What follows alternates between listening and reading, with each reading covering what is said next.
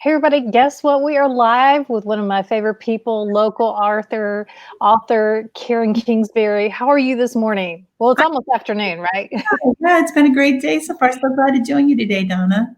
Thank you, thank you.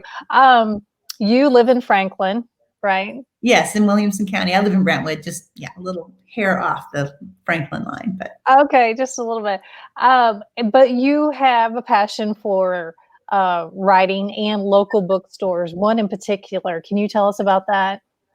yeah, it was back in the spring of 2011. I visited Franklin and I was on a book tour, and my editor took me to downtown Franklin and incredible Main Street, and then we went into Landmark Books.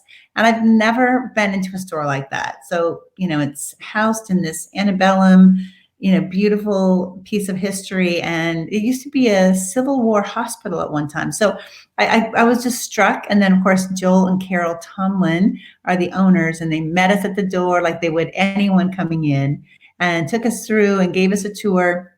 By the time I left, I thought, okay, this was a store that was almost wiped out by the flood. The flood of 2010 didn't hit it, but Right. almost did. So I had asked them, like, what would have happened? And they said, we would have been done. Just no way to replace all that inventory. And so I began the wheels, the creative wheels began to spin. And I thought, what a great story what if we did a story about a bookstore like this? And I called it The Bridge, a fictitious store with Charlie and Donna instead of Joel and Carol, and a store that a town has to rally around it to save it from a flood. Of course, at the time, I couldn't imagine anything worse than a flood for a bookstore. Right, until 2020, and then COVID-19 happened. So tell me about how you found out that Landmark Booksellers was in trouble during this time of the shutdown. Well, I was supposed to do an event with them. I have a book coming out May 5th, and that in and of itself is kind of amazing because a lot of books have been postponed even a year or more because of this pandemic. But my publisher said, your book is going to give people hope. They need it. They will want to read it. So they're letting it be published. So I was supposed to have a big event with Landmark the week of May 5th. And that obviously had to be canceled. And so I contacted them to see how they were doing with all that. And I just could hear the pain in their voices. And Joel said, we've been on our knees asking God for a miracle. We don't have any idea how we're going to stay open. And I was just, you just don't realize the impact. I had been on the verge of asking all my readers to try to find a local bookstore you could order from online. But I remembered a little story that my dad told me once about a boy who was walking the beach after a storm, and there were starfish, living starfish, strewn all over the sand. And he was running along the shore, and he was picking up one single starfish and throwing it into the water. And then he'd run a little more and pick up another one and throw it into the water. And this old man on the shore, he said, boy, what are you doing? You're not making a difference. There's too many starfish. And he ran a little more, picked up another starfish, and he said, well, it matters to this one. And then he threw it out into the water. And I thought, okay, so maybe we change our strategy here, and maybe we ask everyone to pre-order their copy of Someone Like You from Landmark Booksellers in Franklin.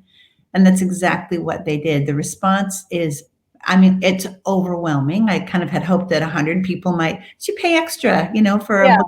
You're paying full price at a small bookstore. It's just part of the deal, and it's the charm of the store that it's worth it. But to pre-order it online for full price, I wasn't sure who would respond. And now we're to nearly 5,000 copies of Someone Like You. So now I'm telling them, Someone Like You saved the bookstore. So it's really, it's crazy how it's all come together. A real miracle, though. Yeah, I love that. So you were first inspired by them and created The Bridge, and now you've been able to save them with this other book. That's kind of a full circle moment almost, right? It is. And, there's really some special things so as The Bridge took off, the book, The Bridge was a bestseller and did really well. But then Hallmark did a hit movie on it that people just loved. It was one of their highest rated films, called The Bridge, same name. And so what has happened because of the movie as well is that every day before the pandemic, people would walk through the doors saying, is this the inspiration for The Bridge? And are you the real life Charlie and Donna? So Joel and Carol would walk out from behind the counter and shake hands and give hugs, take pictures, and sign autographs for all these readers and viewers who would come through the door thinking, I found the bridge, like I walked into this fictional place. So it's no wonder, it's really not a surprise how many people have come together to support them.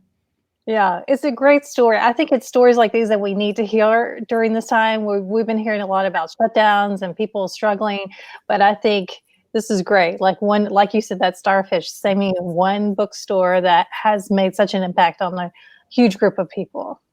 Yeah, exactly. And it's going to be a lot of fun next week when 5,000, but it's 250 boxes of books.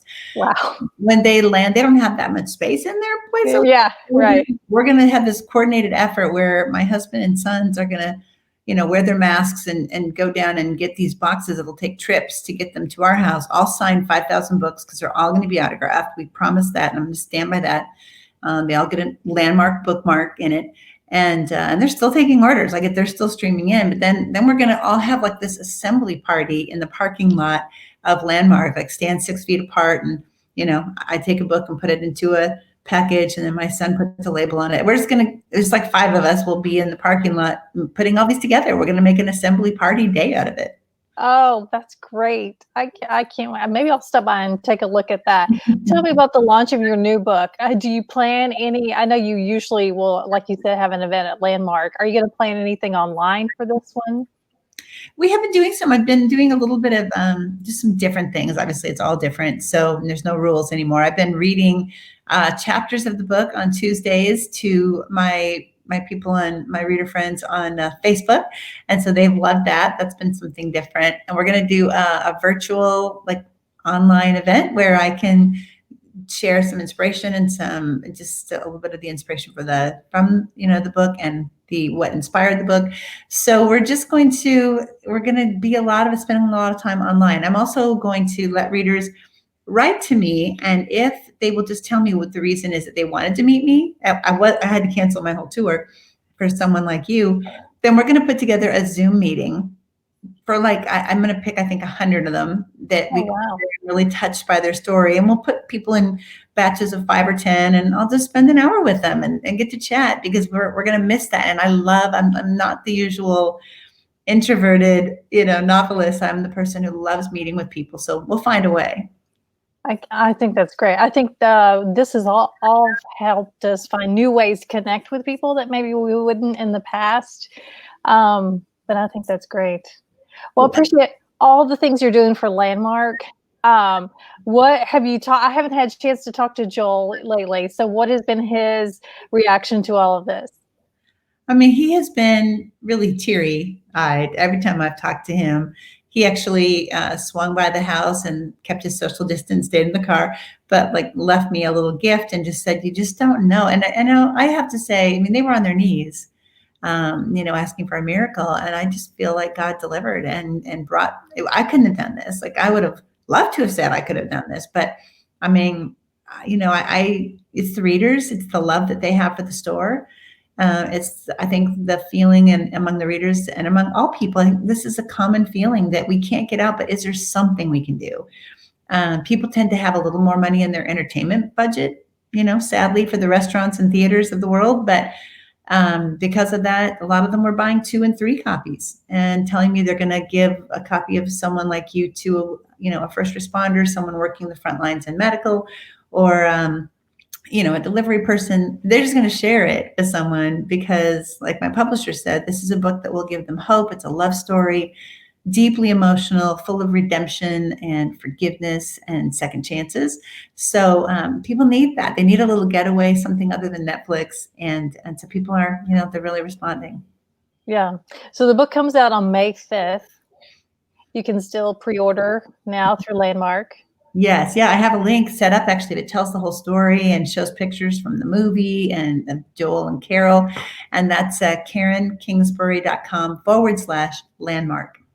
All right. We'll send it right there to go check it out. Thanks again for joining us and stopping by to tell us all about that. I love stories like that, especially, like I said, during a time like this when we're all hearing bad news or not so happy news. This is great, an uplifting moment for all of us. Well, thank you, Donna. And so is your show. So I appreciate that. All right. Thanks so much. Well, we will see you again soon. Okay. Take care. Bye-bye. Bye.